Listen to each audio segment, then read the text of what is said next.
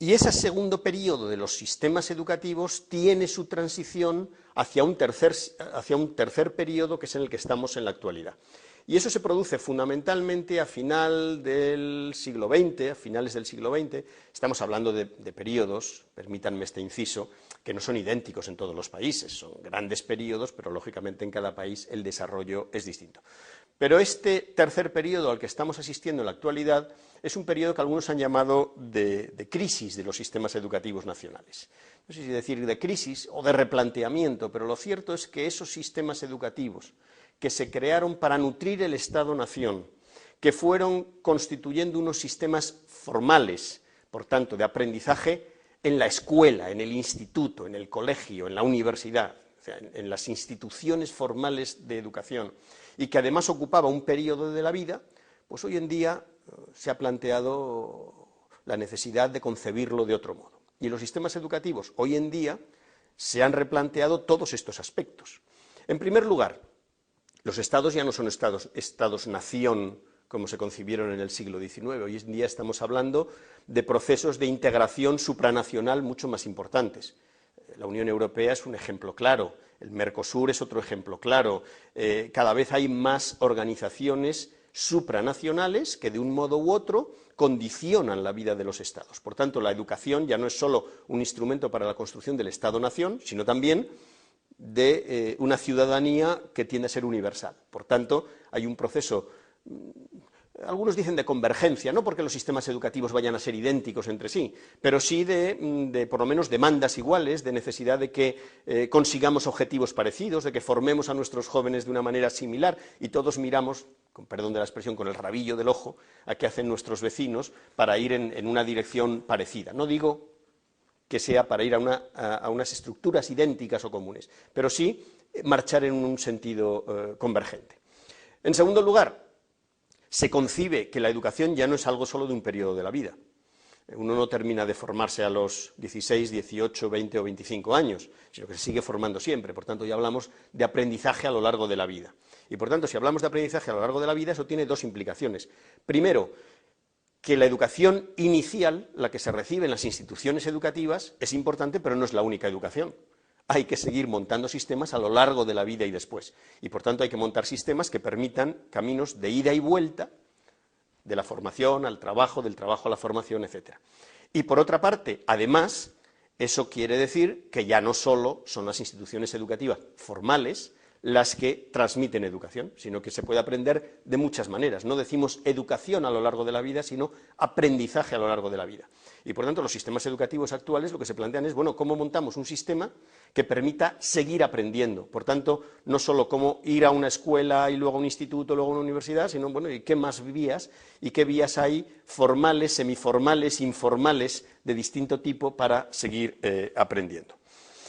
Eso ha obligado a redefinir qué es lo que entendemos como educación básica, esa educación que reciben todos, normalmente, ahora ya, por lo menos durante 8 años, de los 6 a los 14, y cada vez de manera más general, de los 6 a los 16, son 10 años de formación inicial, bueno, que es lo que queremos que los jóvenes a los 16 años sean capaces de hacer, sepan, sean capaces de aplicar, sean capaces de desarrollar a lo largo de su vida posterior, y por tanto la educación básica se redefine y se redefine la educación secundaria y, en consecuencia, la educación superior. Aquí ha habido influencias de mucho tipo, unas que se pueden interpretar de manera positiva y otras que se pueden interpretar de manera negativa. Los avances de la sociedad, los avances económicos, el avance de las nuevas tecnologías, lo que se ha dado en llamar la sociedad de la información o la sociedad del conocimiento, pero también otros dirán sí, pero también las tendencias neoliberales, que también han influido y no siempre positivamente, y es verdad, pero lo cierto es que los sistemas educativos se encuentran hoy en día sometidos a unas presiones de cambio que hacen que algunos hayan hablado de crisis de los sistemas educativos. Y esa es la situación en la que nos encontramos y la que enlaza con lo que yo voy a tratar a continuación, que es, bueno, y los sistemas educativos que han llegado a esta situación, qué perspectivas tienen hacia adelante y cómo deberían marchar. En esta nueva situación de los sistemas educativos, en esta nueva tendencia histórica, digamos, el momento en que nos encontramos con unos sistemas educativos sometidos a una discusión y a un replanteamiento, pues no es extraño que haya surgido un interés por volver a insistir en la comparación de los sistemas educativos. Bueno, la educación comparada, o la comparación en educación es algo que es muy antiguo. Desde comienzos del siglo XIX pues, surgió el interés por comparar los sistemas educativos y hubo pues, grandes viajeros que fueron de unos sitios a otros, que trasladaron de unos países a otros, ¿qué es lo que están haciendo allí? Y entonces en un país se replanteaban, pues mira esta idea que surge, bueno, esto fue surgiendo de una forma natural y se fue estructurando hasta dar lugar a lo que hoy en día es la educación comparada. Por tanto, no es algo nuevo, pero lo que hoy en día está ocurriendo es que en esta tendencia de internacionalización, de convergencia de los sistemas educativos, de preocupación por la aportación que hacen los sistemas educativos al desarrollo, y no solo al desarrollo económico, sino al desarrollo social de los pueblos, pues lógicamente la pregunta de qué es lo que están haciendo otros y qué resultados les están dando, pues es importante. Los comparatistas dicen que no hay que creer que las innovaciones educativas se puedan simplemente trasplantar de un país a otro.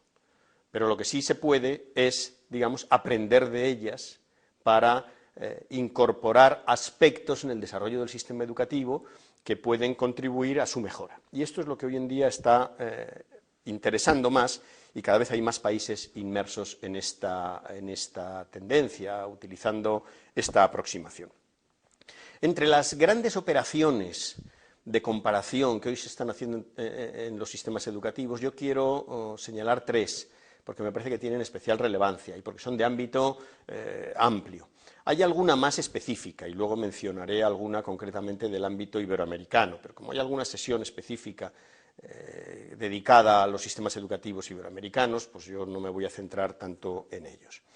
Una de las organizaciones que más temprano se preocupó por comparar los sistemas educativos fue la OCDE, la Organización para la Cooperación y el Desarrollo Económico, que hace ya más de 10 años, a mediados de los 90, puso en marcha una operación bastante ambiciosa, que era la creación de un sistema de indicadores internacionales de la educación.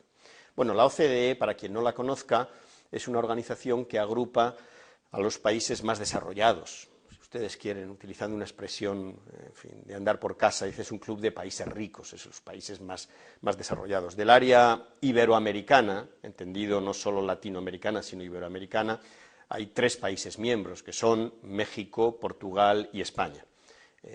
Hay países que participan en algunas otras operaciones, mencionaré el estudio PISA, hay bastantes países latinoamericanos que sin ser miembros de la OCDE participan en PISA, pero no en el proyecto de indicadores internacionales de la educación, aunque tiene cierta conexión con UNESCO y eso hace que haya datos de los que se obtienen ahí que sean difundidos en informes de UNESCO en los que sí hay participación latinoamericana más amplia. Bueno, el proyecto de indicadores internacionales de la educación lo que pretendía era encontrar un conjunto de indicadores que permitiesen conocer cómo funcionan los sistemas educativos, pasando de lo que tradicionalmente manejábamos como estadísticas a lo que hoy en día se maneja como indicadores. Un ejemplo muy claro para entender la diferencia. Si decimos que en un país hay 3 millones de estudiantes en la educación secundaria inferior, bueno, pues eso a alguien del país que tenga la información previa le dice algo, al que no le dice mucho. Pero si decimos que un país tiene asistiendo a educación secundaria inferior un 80 o un 90 o un 100% de sus jóvenes, eso sí que nos dice a cualquiera fácilmente qué es lo que está pasando. Quiere decir, lo han conseguido universalizar o no lo han conseguido, están cerca o están lejos. Por tanto, la transformación de estadísticas en indicadores fue un proceso importante que llevaron a cabo entre la OCDE, la UNESCO y la Unión Europea para construir este sistema y a partir de ahí lo estamos utilizando en todos los países. Igual que hablamos de que si el IPC, el índice de precios al consumo, ha subido un 2%, o si todos decimos que la inflación es de no sé cuánto, o si todos decimos que el PIB es de no sé cuánto, y todos lo entendemos, pues en el mundo educativo empezamos a entender mucho más fácilmente qué significa la esperanza educativa, es decir, un joven que hoy entrase a los 5 años, ¿cuántos años va a estar de media escolarizado? O todos entendemos lo que es una tasa de repitencia, de repetición, o todos entendemos lo que es la idoneidad escolar, y es los alumnos que llegan a determinado grupo en la edad que les corresponde, o todos entendemos lo que es una tasa de escolarización o de inserción escolar en determinada etapa. Por tanto, estos indicadores han realizado una aportación muy importante para analizar los sistemas educativos desde una perspectiva internacional. Y como decía, aunque solo sea una publicación que viene haciéndose desde el año 92, o sea que ya tiene tradición, pero que solo sea una publicación para los países de la OCDE, la verdad es que los indicadores que se han construido están sirviendo de referencia y están siendo utilizados por muchos países, por la mayoría de los países del mundo. Los indicadores internacionales de la educación tienen un modelo de lo que se suele llamar modelo CIP, contexto, entrada, proceso, producto. Por tanto, tienen algunos sobre la situación general que explica la situación educativa, los recursos que se ponen en el sistema educativo, no solo humanos, no solo económicos, de todo tipo, los procesos que tienen lugar en el interior, tanto en los centros como en las aulas, y los productos, titulaciones, resultados, etc. Por tanto, los indicadores internacionales de la educación son un elemento muy importante para analizar los sistemas educativos.